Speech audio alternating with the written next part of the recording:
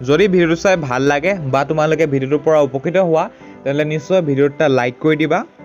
আৰু যদি তোমালোকে তুৰি অসম জানাৰ ইউটিউব চেনেলটি ছাবস্ক্ৰাইব কৰা নাই পঢ়াৰ লগত জড়িত থকা ভিডিও পাবৰ কাৰণে তুৰি অসম জানাৰ ইউটিউব চেনেলটি ছাবস্ক্ৰাইব কৰি ল'বা